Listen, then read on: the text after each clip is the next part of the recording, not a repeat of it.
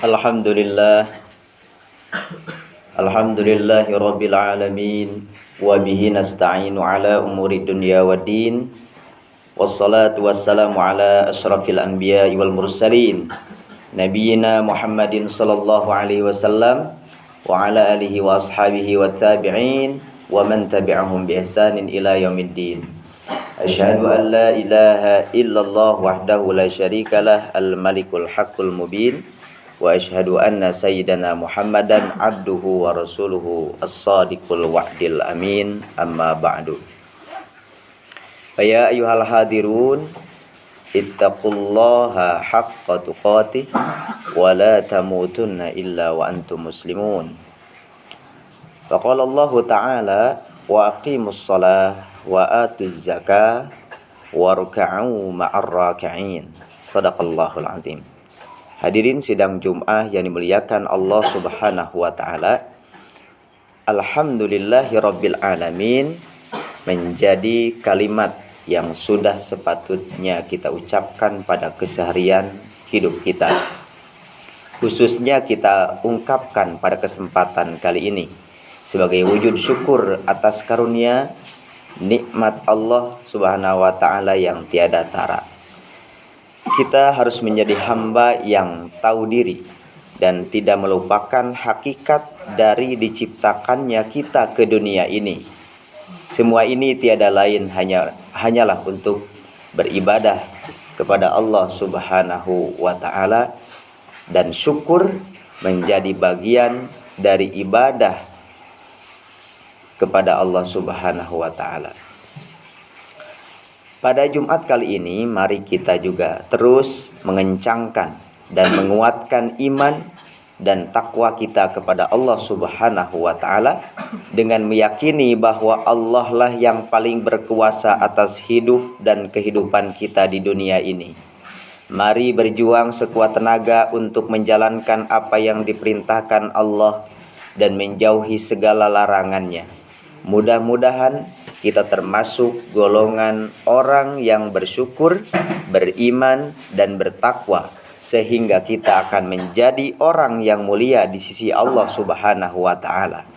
Hadirin sidang Jum'ah yang berbahagia, pada kesempatan Jumat kali ini khatib mengajak kita semua untuk merenungi makna dan hakikat dari ibadah zakat, yang mana mengenai zakat ini khususnya di akhir Ramadan senantiasa menjadi bahan diskusi, kajian, dan materi perbincangan hangat umat Islam. Selain mempelajari definisi dan pernak-pernik pengamalan rukun Islam yang ketiga ini, sepatutnya kita juga mengetahui hakikat ibadah zakat yang kita lakukan. Hal ini agar kita tahu dan sadar bahwa hakikat beribadah adalah bukan hanya sekedar menggugurkan kewajiban, namun semua itu merupakan sebuah kebutuhan yang akan membawa dampak positif bagi kehidupan kita. Hadirin sidang Jum'ah yang dirahmati Allah Subhanahu wa taala. Perintah zakat ini sama halnya seperti perintah melaksanakan sholat, sehingga di dalam Al-Quran ada kurang lebih dari 28 kali Allah Subhanahu wa taala menyandingkan perintah salat dengan perintah zakat. Di antaranya di dalam Quran surah An-Nur ayat 56, Allah Subhanahu wa taala berfirman, "Wa aqimus salata wa atuz zakata wa athi'ur rasula la'allakum turhamun." Dan dirikanlah salat, tunaikanlah zakat, dan taatlah kepada Rasul supaya kamu diberi rahmat. Dalam ayat ini jelas disebutkan bahwa ibadah zakat merupakan sebuah perintah, dan pada ayat ini menunjukkan bahwa ibadah zakat adalah sebuah kewajiban yang wajib dipatuhi dan dikerjakan. Jika menjalankan sholat adalah kewajiban yang memiliki dimensi vertikal, yakni sebuah kepatuhan untuk memenuhi hak Allah Subhanahu wa taala dengan menyembahnya, maka kewajiban zakat memiliki dua dimensi ibadah. Selain dimensi vertikal sebagai kewajiban kepada Allah, zakat juga memiliki dimensi horizontal dalam bentuk memberikan harta yang kita miliki, karena di dalamnya terdapat hak-hak orang lain. Hadirin sidang Jum'ah rahimakumullah, dalam kitab Ihya Ulumuddin, Imam Al-Ghazali menjelaskan ada 3 hakikat, makna, dan tujuan dari kewajiban berzakat. Yang pertama, mengeluarkan zakat mampu menjadi wujud totalitas kecintaan kita kepada Allah Subhanahu wa taala, yang mana totalitas dalam mencintai akan memunculkan komitmen kuat untuk tidak akan menduakan yang kita cintai. Keterkaitan dengan keesaan Allah, maka zakat akan semakin menyempurnakan keimanan kita untuk tidak akan menduakan Allah dan menguatkan bahwa Dialah satu-satunya yang berhak untuk disembah. Imam Al-Ghazali menyebutkan bahwa semakin tinggi derajat manusia di sisi Allah, maka akan semakin besar rasa cinta kepada Allah. Ketika cinta sudah kuat, maka ia akan rela untuk memberikan apa yang dicintainya untuk jalan menuju Allah Subhanahu wa taala, termasuk harta yang merupakan materi paling digandrungi dan dicintai oleh manusia ketika hidup di dunia ini. Sehingga esensi dari zakat adalah melepaskan hal yang dicintai untuk mengukuhkan ketauhidan kepada Allah Subhanahu wa taala.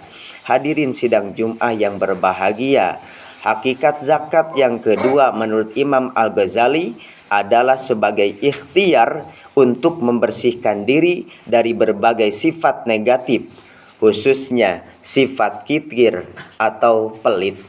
Sifat buruk ini bisa diobati dengan membiasakan diri membantu orang lain dengan harta yang kita miliki, khususnya melalui zakat. Imam Al-Ghazali pun menarasikannya dengan kalimat, kecintaan terhadap sesuatu hanya bisa diobati dengan cara memaksa untuk berpisah darinya sampai menjadi sebuah kebiasaan. Dan seharusnya kita pun tidak perlu khawatir jika ketika memberikan harta kepada orang lain, kemudian harta kita akan berkurang. Karena pada hakikatnya, orang yang memberikan hartanya untuk hal-hal yang diperintahkan oleh Allah akan dilipat gandakan lebih dari yang ia berikan. Sebagaimana Allah berfirman, "Masalul ladzina yunfiquna amwalahum fi sabilillahi kamasali habbatin ambatat sab'a sanabila fi kulli sumbulatin mi'atu habbah. Wallahu yudha'ifu liman yasha, wallahu wasi'un alim." Kata Allah, perumpamaan orang yang menginfakkan hartanya di jalan Allah seperti sebutir biji yang menumbuhkan 7 tangkai. Pada setiap tangkai ada 100 biji. Allah melipat gandakan bagi siapa yang Dia kehendaki, dan Allah Maha luas, Maha mengetahui.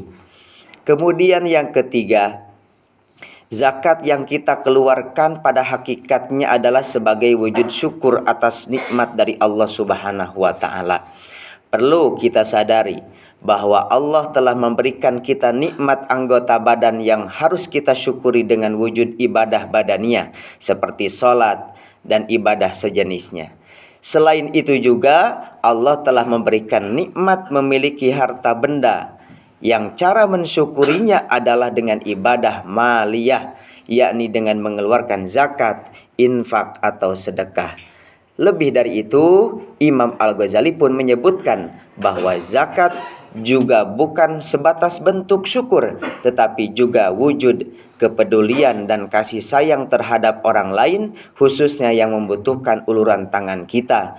Dengan kepedulian ini, kita kemudian akan bisa menjadi jiwa-jiwa yang bisa memberi manfaat pada orang lain. Sebagaimana Rasulullah bersabda, khairun nas anfa'uhum linnas, sebaik-baik manusia adalah yang paling bermanfaat bagi orang lain. 3 hakikat zakat menurut Imam Al-Ghazali ini cukup kiranya mampu mendewasakan cara kita dalam berzakat. Mari niati berzakat bukan sebatas menggugurkan kewajiban, namun lebih dari itu, zakat yang kita tunaikan harus mampu mewujudkan nilai-nilai luhur yang perlu ditanamkan dalam diri kita. Hadirin jamaah Jumat yang dimuliakan Allah Subhanahu wa taala, dari 3 hakikat berzakat ini kita berharap bisa lebih meresapi ibadah zakat yang kita tunaikan, sehingga manisnya ibadah yang kita lakukan akan lebih terasa.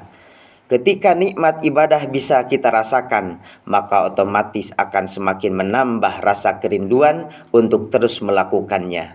Ibadah dan aktivitas apapun yang dilakukan bukan atas dasar keterpaksaan, pasti akan maksimal hasilnya. Sebaliknya, ibadah atau pekerjaan yang dilakukan atas dasar keterpaksaan dan sebatas menggugurkan kewajiban saja, maka akan jauh dari hasil yang diharapkan. Semoga kita bisa menjadi insan yang ikhlas dalam menjalankan perintah-perintah Allah dan masuk ke dalam golongan orang-orang yang dicintainya. Amin ya Allah ya rabbal alamin. Barakallahu li wa lakum fil Qur'anil azim wa nafa'ani wa iyyakum bima fihi minal ayati wa dzikril hakim wa taqabbala minni wa minkum tilawatahu innahu huwas samiul alim. Wastaghfirullahal azim li wa lakum wa lisairil muslimina wal muslimat fa ya fauzal mustaghfirin wa ya najatat taibin.